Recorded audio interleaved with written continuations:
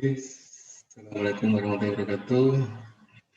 Kita masuk ke pertemuan 5, yaitu looping atau perulangan. Jadi ada beberapa bahasan nanti yang kita bahas. Ada perulangan menggunakan for, kemudian perulangan menggunakan while.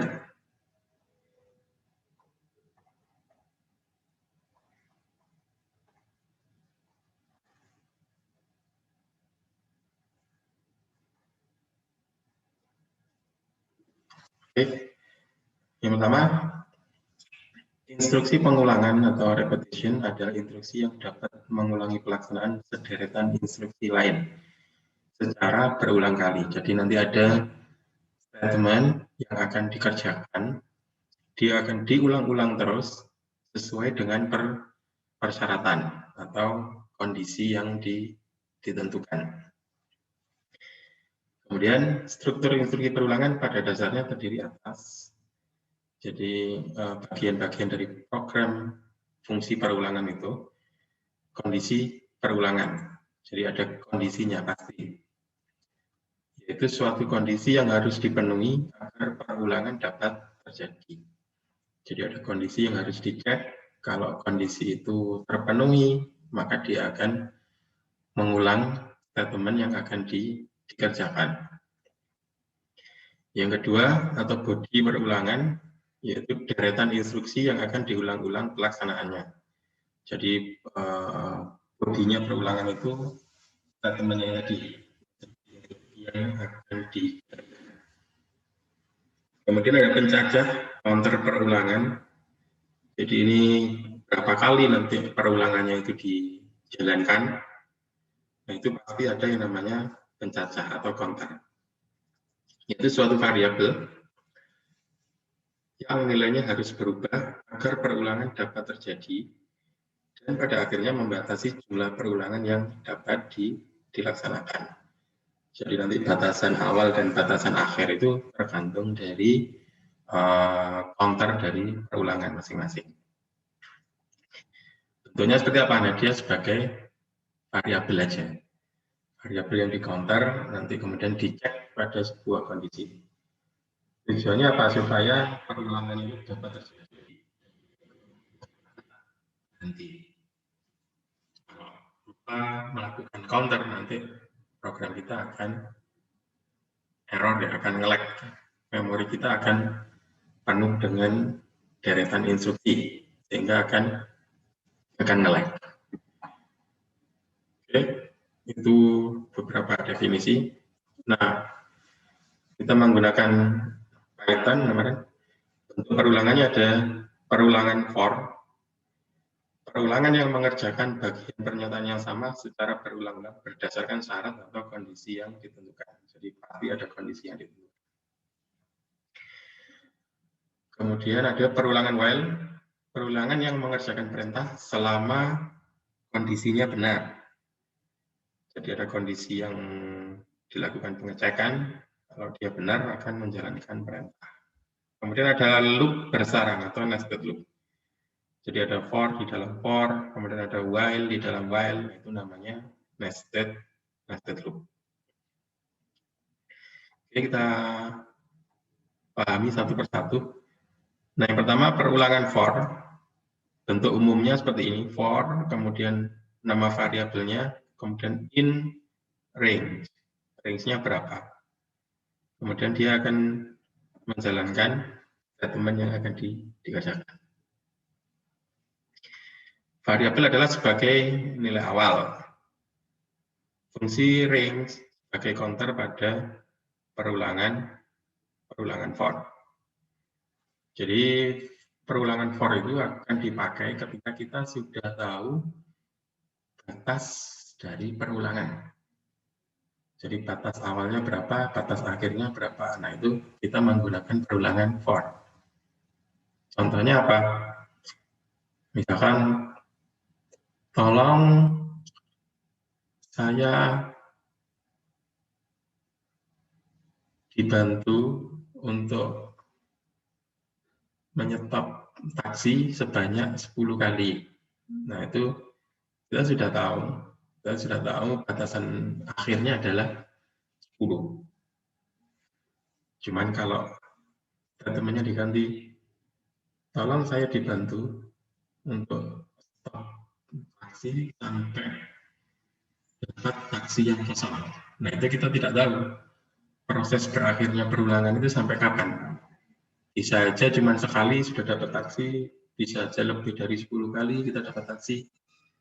Nah, itu menggunakan while kalau perintah yang seperti itu. Jadi di sini perulangan for digunakan untuk perulangan yang kita sudah tentukan atau sudah tahu batas awal dan batas akhir. Oke. Flowchart-nya seperti ini. Jadi variabelnya awal diberi inisialisasi. Kemudian apakah variabelnya itu masih masuk dalam ring-nya di sini? Kalau false, dia menjalankan statement.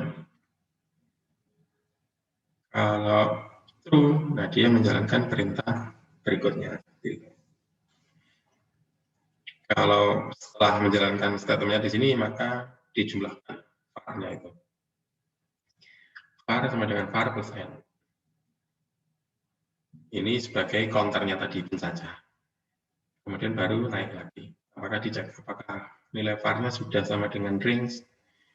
Kalau true, nanti dia baru selesai.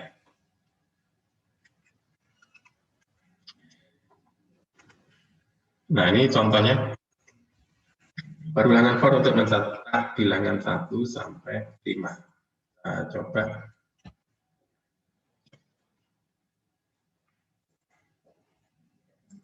Oke. Jadi untuk perulangan for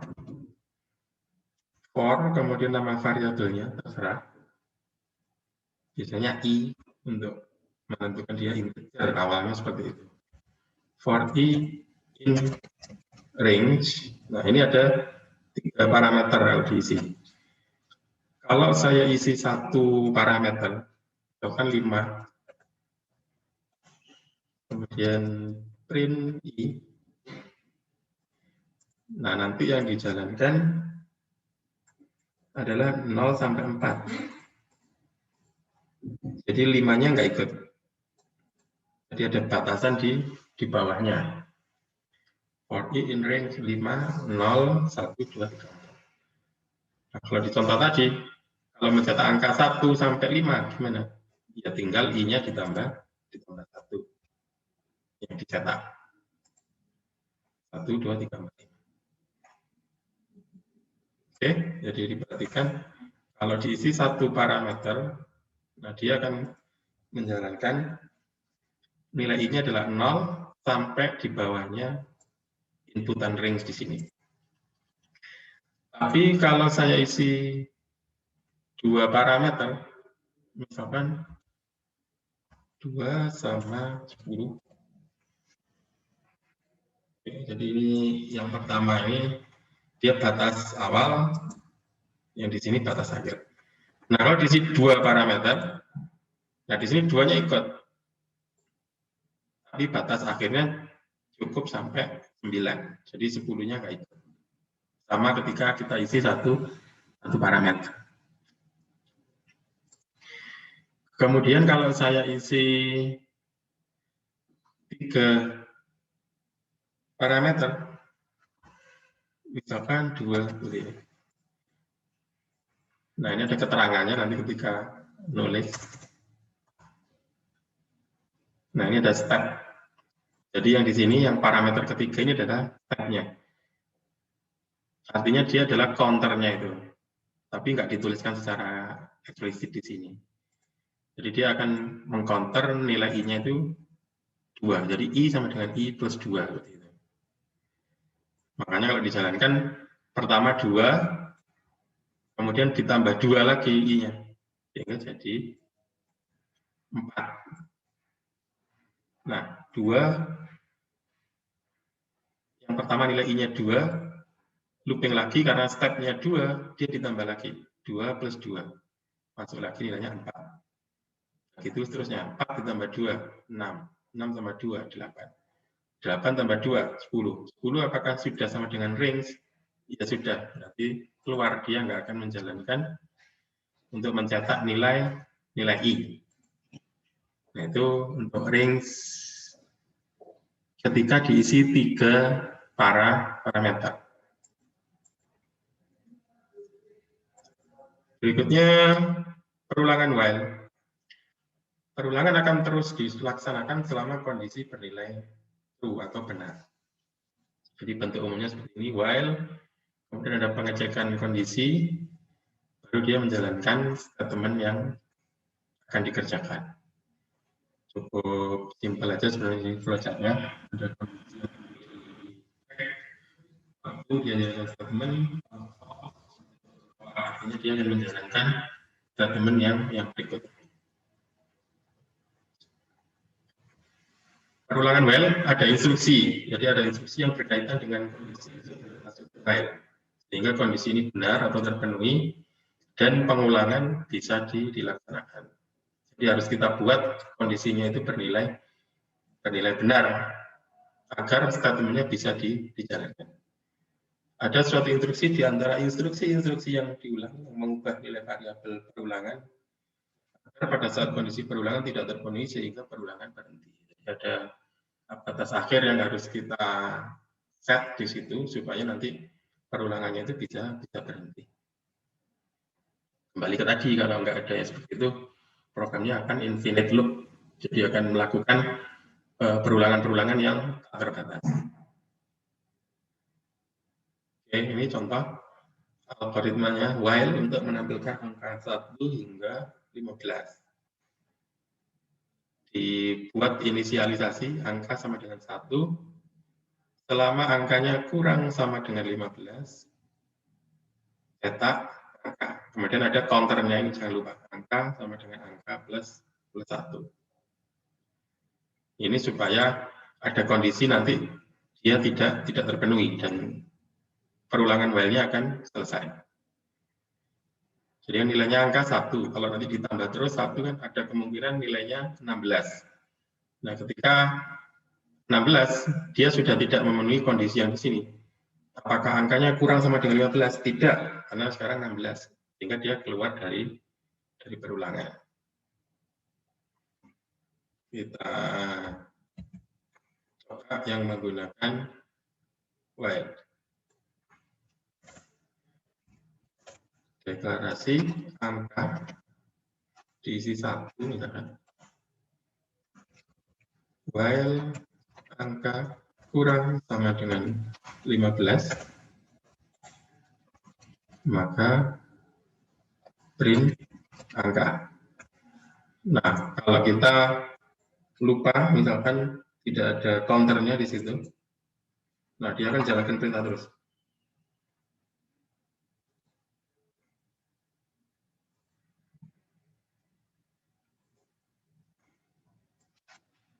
Nah, infinite loop, karena nilainya 1 terus. Selama angka, jadi ini bacanya selama angka 1 kurang sama dengan 15, ya, dia print angka. Terus karena nggak ada counternya, nilai angkanya tetap 1, dia akan infinite loop. Nah, sekarang saya beri counter angka sama dengan angka plus 1. Nah, dari 1, 2, 3, paling karena bertambah 1 counternya. Ketika sudah sampai 15 ditambah 1, 16, dia sudah tidak memenuhi syarat di sini, dia loopingnya selesai. Seperti itu. Oke.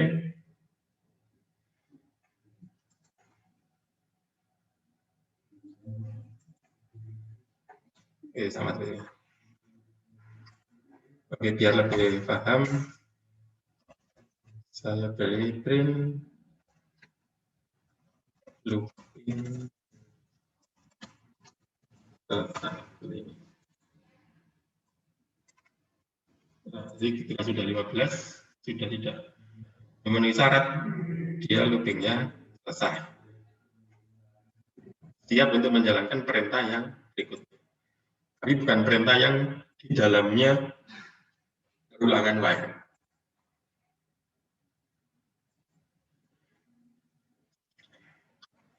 Algoritma while mencetak bilangan menurun dari 10.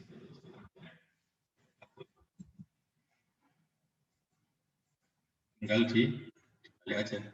Bahkan angkanya 10. Kemudian selama angkanya lebih besar sama dengan 1, print angka. Cuma di sini jangan lupa, supaya 10-nya itu turun dan tidak memenuhi kondisinya di sini supaya nanti selesai, maka harus di minus. Kita coba. Oke. Di 10, 9, 8, 7, terus sampai 1. Ketika 1 dikurangi 1, 0. Apakah 0 lebih besar sama dengan 1? Tidak. Selesai. Print looping selesai.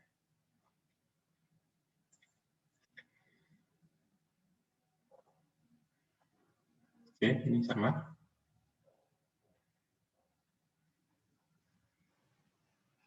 Program menentukan bilangan prima atau tidak. Jadi ini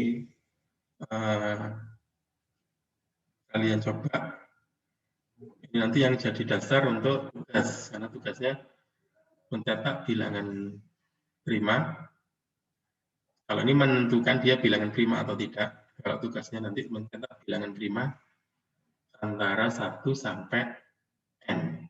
Nah, n-nya itu di-input oleh user. Nah, ini bilangan mendapat inputan dari user, kemudian dikonvert menjadi integer, kemudian ada pengecekan. Bilangan prima itu harus lebih besar dari 1. Jadi if bilangan lebih dari 1, jadi kalau kurang atau sama dengan 1, dia akan else. Pasti bukan bilangan prima. Kalau sudah lebih dari 1, for i in ring-nya kan 2. 2 sampai bilangan itu. Kemudian bilangannya dimodulus dengan i. Apakah sama dengan 0? Print bilangan bukan prima. Kalau iya. Kalau tidak pernah dia bernilai 0, artinya tidak ada pembaginya. Tidak bisa dibagi atau tidak punya sisa bagi 0, maka dia adalah bilangan prima.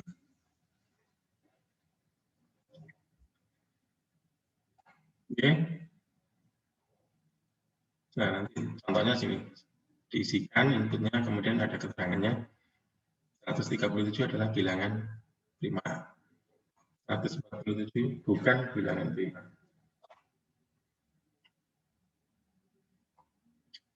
Nah, kemudian ada perintah break.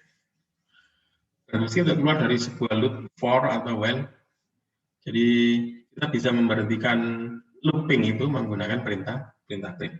Contohnya saya pakai for i in ring 1 10 ini aja. Nah, kemudian if i sama dengan 6 misalkan, kemudian break. Jadi dia nanti mencetak angka print i, misalkan seperti ini. Sekarang, nah ini. Jadi for i in ring 10, kalau ring 10 kan berarti 0 sampai 9. Ketika 0, dia ngeprint. Ketika 1, ketika 0 dia dicek apakah i sama dengan 6. Tidak, berarti dia menjalankan print i. 1, apakah 1 sama dengan 6. Tidak, dia menjalankan print i. 0, 1, 2, dicetak sampai 5. Ketika sampai 6, apakah 6 sama dengan 6? Ya, break, berhenti. Oke.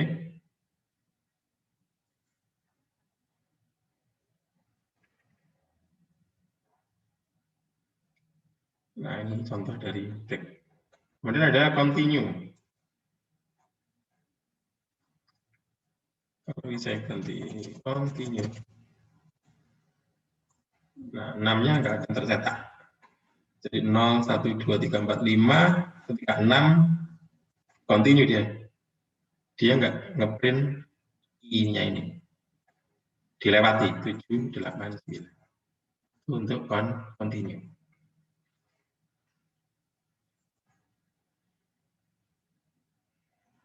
Oke, silakan ini nanti dipelajari lagi, dicoba yang menggunakan input. Kemudian ada nested loop yang terakhir atau loop bersarang. Coba pakai for aja. For I in range 10. Kemudian di sini ada for lagi, jangan for J in range 10 juga. Kemudian saya print I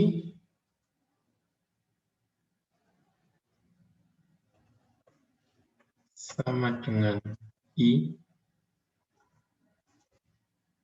Kemudian saya kasih tanda pemisah.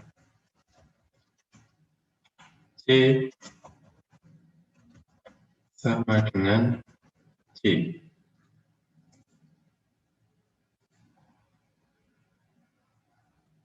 Oke, kita jalankan. Sorry.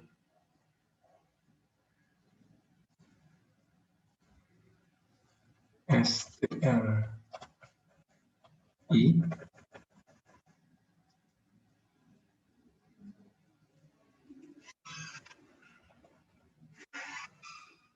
copy ini aja.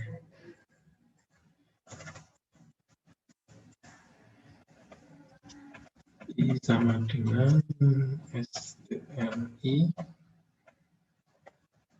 kemudian C sama dengan STR.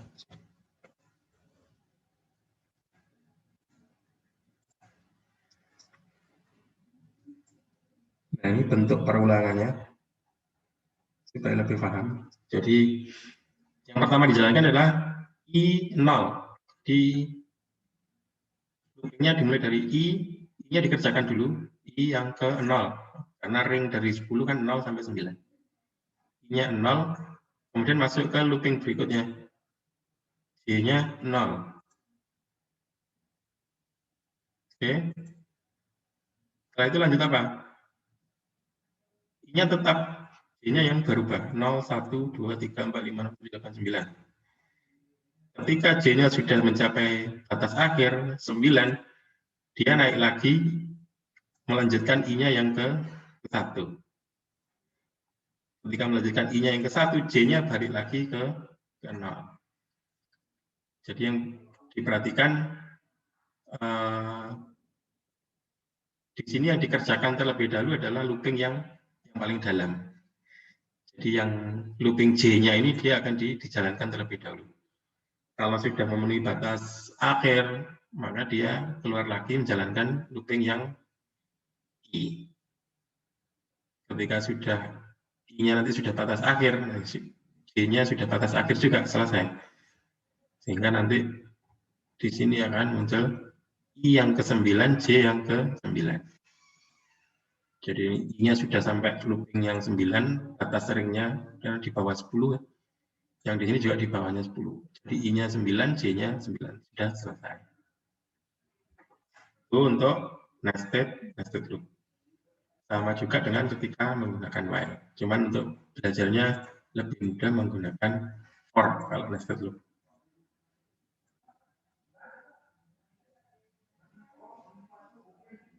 Oke.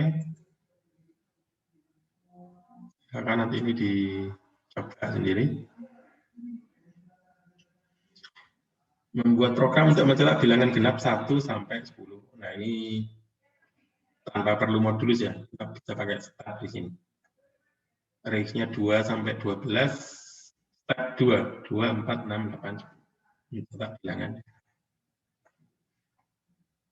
Yang ini 1 sampai 10.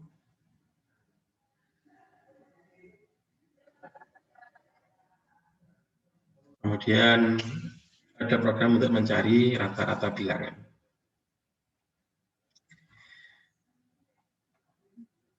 Oke. Mungkin itu untuk materi perulangan. Nah, ini silakan nanti dilatih terus untuk masalah perulangan, bisa mencari soal-soal, karena memang harus butuh pelatihan supaya lebih paham. Karena nanti pasti permasalahan-permasalahan itu pasti banyak yang diselesaikan menggunakan cara perulangan. Oke, mungkin itu dari saya. Saya akhiri. Assalamualaikum warahmatullahi wabarakatuh.